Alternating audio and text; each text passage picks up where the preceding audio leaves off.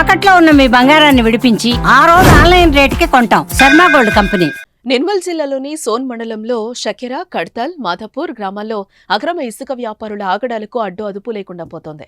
వాగులు, నదుల్లో ఇసుక తవ్వకాలు చేపడుతూ అక్రమంగా ఇసుక డంపులు చేసుకుంటున్నారు. అయితే ఇంతలా ఇసుక మాఫియా రెచ్చిపోతున్నా అధికారులు పట్టించుకోకపోవడం విమర్శలకు తావిస్తోంది.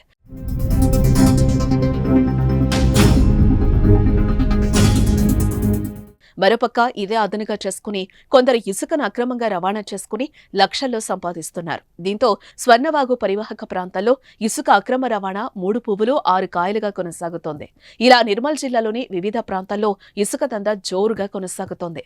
విచ్చలవిడిగా ఇసుకను అక్రమంగా తరలించిన డంపు చేసుకుని ట్రాక్టర్ 4,000, 5,000కు విక్రయిస్తున్నారని స్థానికులు వాపోతున్నారు. దీనికి తోడు నిత్యం ఇసుక ట్రాక్టర్లు రవాణా చేయడం ద్వారా స్థానికంగా ఉన్న రోడ్లు ప్రమాదకరంగా మారాయి. మరోపక్క మైనింగ్ అధికారులు, రెవెన్యూ అధికారులు అక్రమ ఇసుక దళారులతో కుమ్మక్కయ్యారనే విమర్శలు కూడా వినిపిస్తున్నాయి.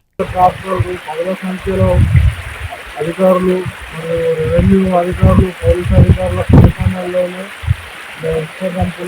కంపులుగా చేసి మరి సిటీకి తీసుకొచ్చి అధికారుల ముందు నుంచి వెళ్తున్నా కానీ అధికారులు మాత్రం చూడనట్లు మామూలు మట్లు మునిగి తేలుతున్నారు. ఇలా వాటర్ ప్రవహించడానికి నుంచి జేసీబీలతో తీసి బయటకు సిటీకి తీసుకొచ్చి 3,800, 4,000 చొప్పున ఒక ట్రిప్పు అమ్ముకుంటూ ఇసుక కూరలు సొమ్ము చేసుకుంటున్నారు.